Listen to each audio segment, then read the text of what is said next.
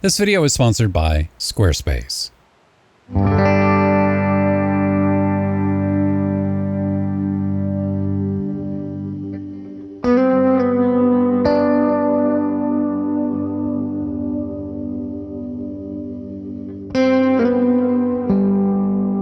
Recently, I traveled to White Sands National Park in the beautiful state of New Mexico to do some landscape photography work.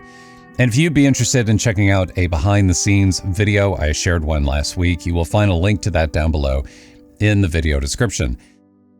I shot mostly color images during this trip, but I did try to create some new black and white shots as well, because I've always had pretty good luck creating black and white images at White Sands, and because, quite frankly, it's a great way to take advantage of the time, especially in the middle of the day when, colors are suboptimal and the light can sometimes be rather harsh. Conditions that are normally not, conducive at all for color photography, but work quite well, in fact, for black and white. I also enjoy shooting in black and white because it helps reinforce the importance of the fundamentals, things like line and shape and contrast and depth. I mean, they're important for color photography as well, but in black and white, you can't avoid them. I mean, they are on full display. And there's one image in particular I'm going to take a deeper dive into here in a minute, but first I want to share with you some of the other images, including ones that didn't quite work out. All right, so I want to talk about black and white here. Now, this is one of the images that I shared in the video. Quite happy with how this one turned out. This is the original raw image here. Color a lot of times in the in the middle of the day is not the best. It's just a lot of blue and a lot of cyan, and the dunes kind of turn kind of like a yellowish kind of white, and it's fine. It's just that there's not a lot of color variety or richness to it, and the color just doesn't add anything to the image. It doesn't contribute to the image in any way or make it better. Let me share with you another one here. Similar moment. Here's another one that I shot really close up. What was this? This was 200 millimeters. This was as far as I could possibly go. And the texture in the dunes is just, it's just so awesome, especially this down in here. This image I think is okay. I was trying to go for like a, light and dark, dark across the top and light across the bottom kind of approach. But I feel like the foreground is really hot. This is the original raw image here, and you can actually see just how hot this foreground is. And it's also a little bit blurry. It's a little it's just lacking texture and detail, and it feels like it's missing something.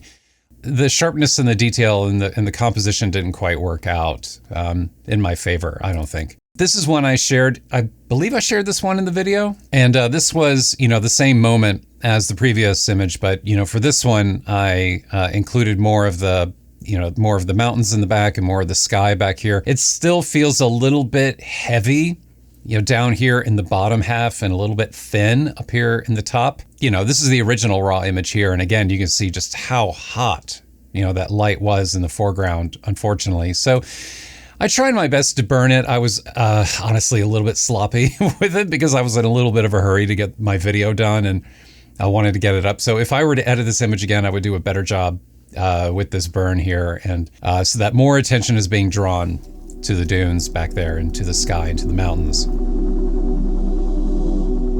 Another moment that didn't quite work out for me that I was somewhat disappointed by was this moment here. This was something where I was really excited by these textures that you get in the sand when the sun is low, hanging low in the sky, and you get this super bright edge and these dark interiors and just these awesome lines, really, really beautiful lines. And then you add the addition of these, little bits of like desert brush here that are illuminating in the golden light. Unfortunately, this area over here is just super hot, and it's like drawing a lot of attention. My composition wasn't the best because I ended up getting some of this over here, and I don't know. I was hoping for something better here. And all things considered, with the light and the texture, it just didn't quite come together for me, I think, with this shot. It's fine. It's just not what I was hoping for. One more before I share with you, before we go more in depth into one particular image, and that is this one here, which I do like. I think this one is actually pretty cool. Again, we have this awesome side light texture that you can get when the sun is hanging low in the sky. And I love this dark shape right here and how it complements, the bright side of the dune over here. It's just a really nice organic shape. And I think this little splash of highlight over here at the far left is also nice. This is the original raw image here. And this really does get this is a really solid example, I think, of thinking about shapes and thinking about lines when you're shooting in the field. Because you not only have to consider the positive, which is, this side over here that's being illuminated, and this side over here that's getting light, but then also the interior shape, this negative shape that's here in between the two. And when you view the image in black and white, then it becomes really clear and really pronounced. An artful metaphor for life almost. It's like you not only need to, pay attention to the highlights, but you have to pay attention to your shadows too, light and dark, and you kind of need a balance of both things, I think, in order for, oh Lord, I'm not going to get into that, but I think you get what I'm going for here. So I do like this image. I feel like compositionally it could have been a little bit better. Obviously it would have been nice to have some texture or something going on in the sky up here. I just basically killed the blue and just dropped the luminance of blue all the way down to create black, so that it emphasizes the textures and the shapes here in the foreground.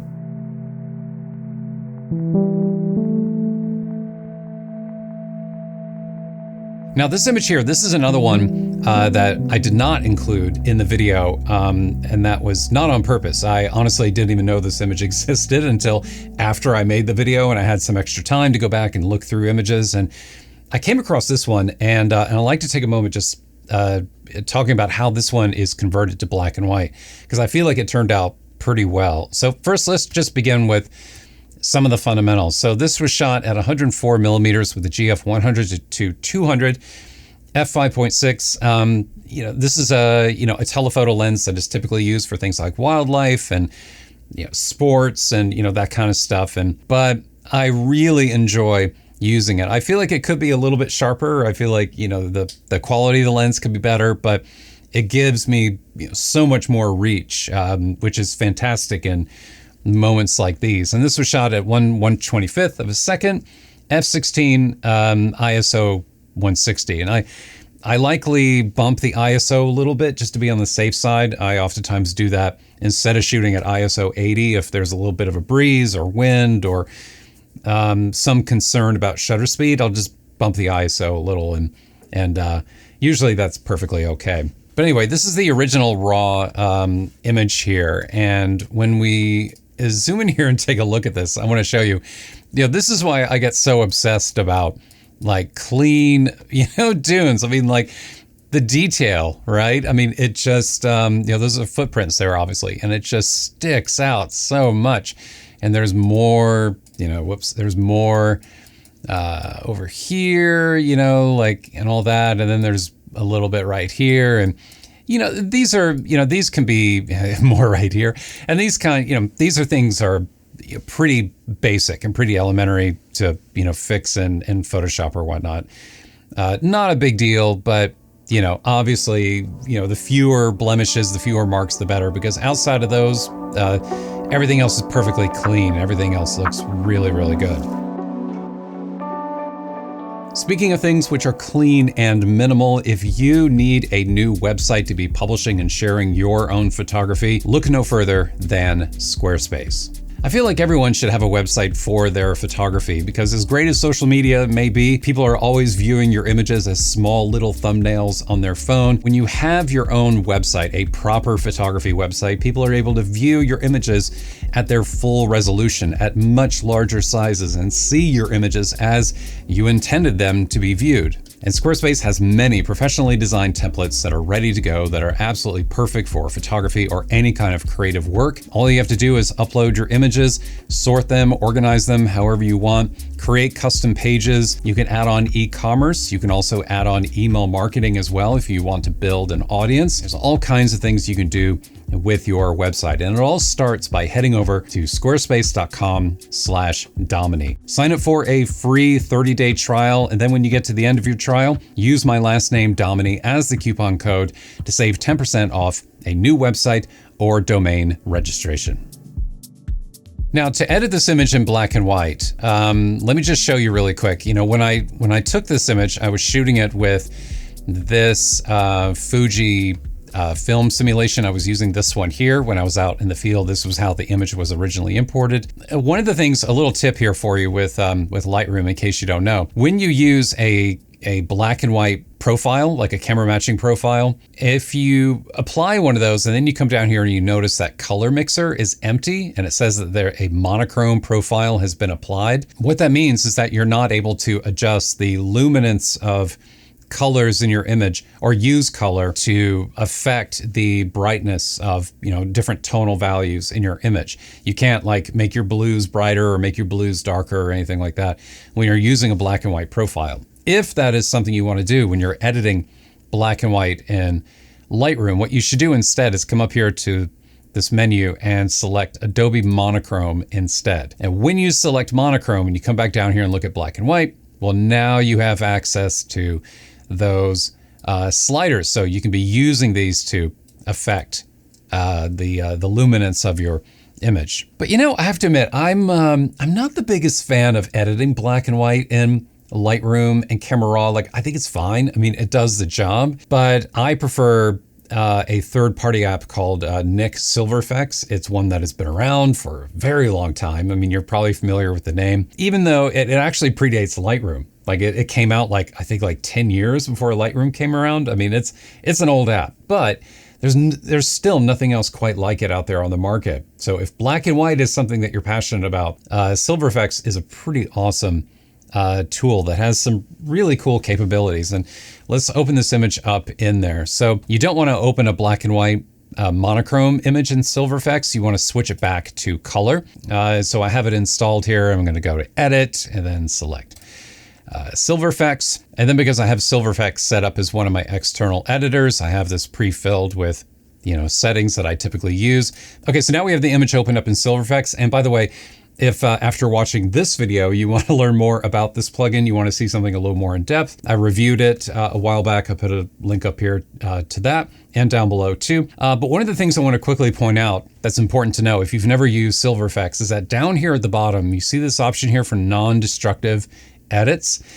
This is something that's really cool about Silver Efex, I think, is that even though, yes, we are editing a TIFF, a rasterized TIFF image here, we're no longer editing raw, so it's, you know, we're no longer editing in a non-destructive way. The software is designed in such a way so that the edits that you make in Silver Efex are applied essentially like metadata to the TIFF image. After you edit and you close it out, you can come back later and right-click on the image in Lightroom. You can go, you know, edit in Silver Efex and then check that edit original box. Make sure you do that. And when you do that, well, then your image is going to be reopened and all the settings that you applied the last time you edited are going to be over here in the right column, very similar to editing a raw image. Okay, so let's do just a little quick editing here. And I'm gonna start by coming up here. You know, these sliders are interesting. Like it's similar to Lightroom, but a little bit different. And now we're going to pull up our highlights some in order to create more separation in our tones. You can see that,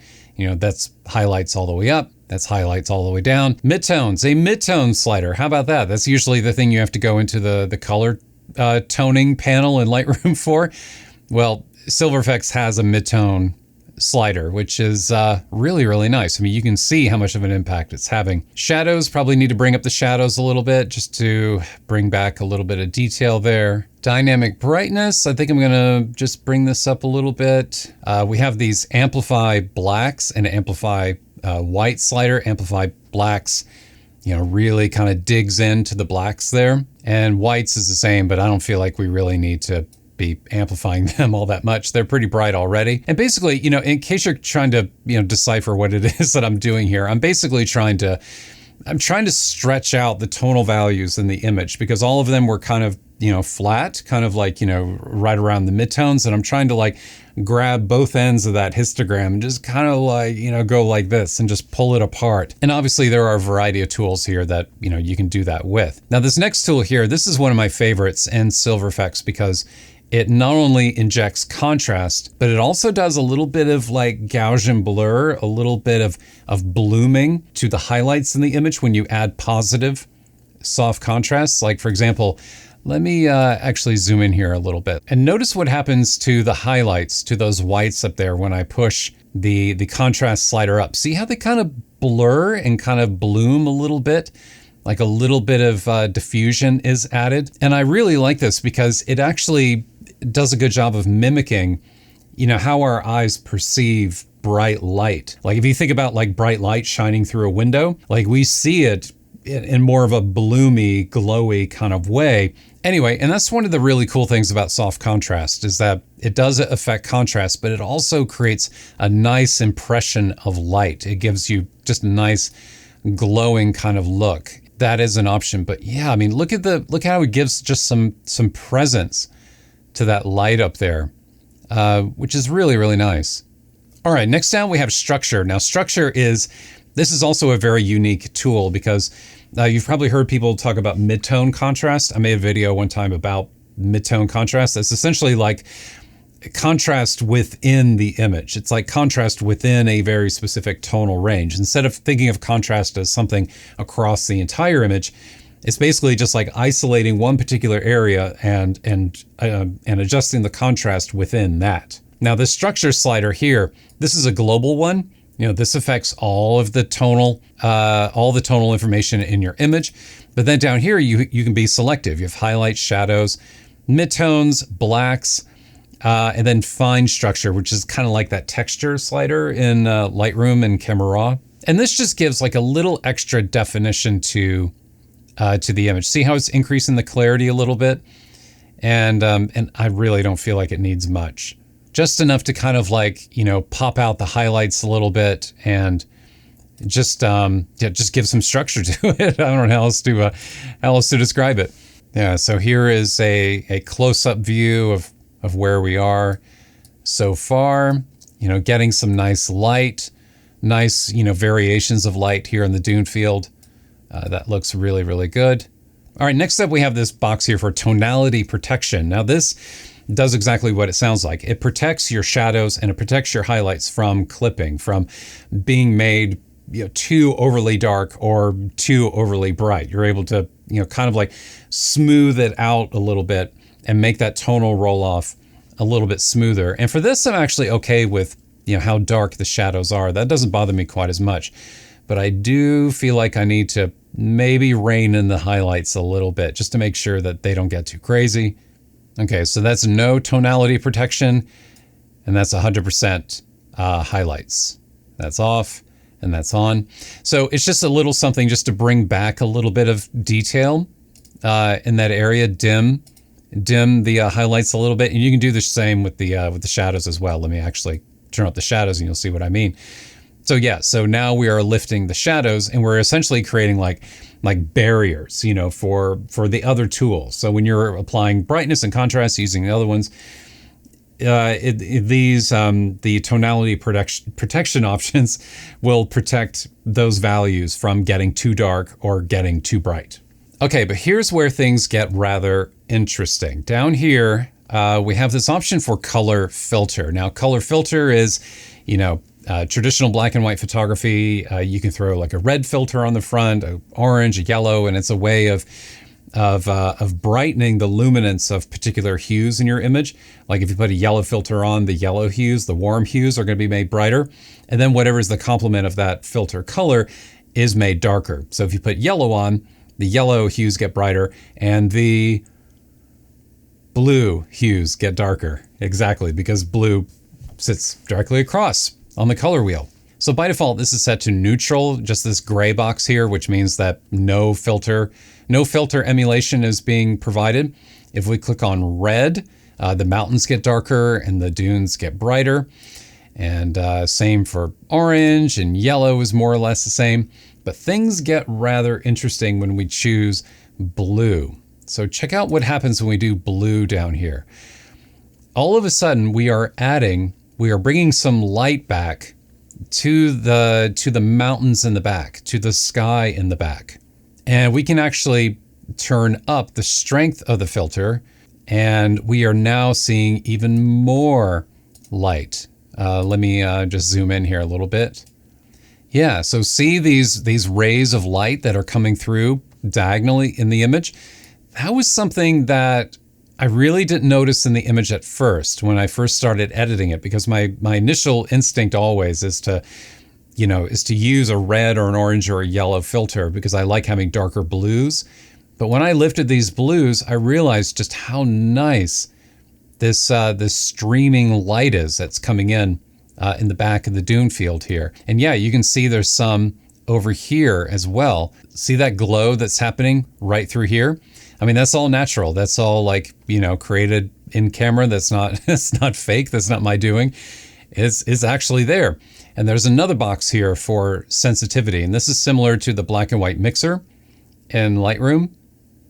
And we can pull up the blues and the cyans even more to bring out more light if we want to. Now, one of the things I know from experience to be careful with is that if we zoom in here, see what's happening around the edge of this mountain here? And the clouds are starting to look a little bit weird. That's because we are doing a little too much with the blue. It's starting to make things look a little bit muddled. So I don't want too much of it, but that should be, I think, about enough right there. All right, good enough. And then in here in film type, there are some film emulations if you want to choose those. Here are some grain controls as well if you want to inject some grain into your image. All right, so I feel like we're looking pretty good, but I feel like the image is a little bit soft in the blacks. So I'm going to pull this in a little bit just to give it like a little more kick down there in the blacks. And I'm going to pull down these lower shadows, these darker shadows a little bit, and then maybe give it just a little bit of additional bump in the highlights as well. Not much, just a little bit of toning, just a little something extra. Okay, then down here we have additional finishing options, and these are pretty cool. You have a number of toning options here if you want to apply a particular, style, a particular tint to your black and white image. And the one that I always seem to gravitate towards is the Selenium number 4. 5 and 6 get a little too blue for my taste, but 4 just seems to add just a little more depth to the image compared to neutral. So here's neutral, and neutral is fine. It just feels a little bit dry to me, whereas Selenium 4 cools it off a little bit and just makes the blacks look a little bit, I don't know. It just, for whatever reason appeals to me, and I like it. There's also, some vignette options here too, if you want to, apply a vignette and, all that stuff. I don't really feel a need to. Oh, and I forgot to mention in the toning, the color toning, you do have a bunch of options here too. All right, so I think we're in a pretty good place here, and I'm going to hit apply, and this is going to apply all of the edits that I made. And this is going to be saved back to Lightroom as an edited TIFF. And again, I can open up that TIFF in Silver Efex again, make some additional edits to it if I want to from that point forward. All right, one last thing I want to share with you here, and in the interest of time, we're going to skip ahead a little bit into the future. I've opened up the TIFF image from Silver Efex. I've opened that up in Photoshop, and I've been going in here and making some adjustments. I've been doing some dodging and burning, using luminosity masks in order to accentuate the light.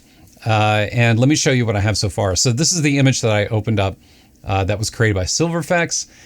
And then these are my edits that I've layered on top. That's before and that's after. And really the thing that I'm trying to concentrate on is this light that is streaming through the clouds up here. It's just fantastic. It really just needed a little more emphasis.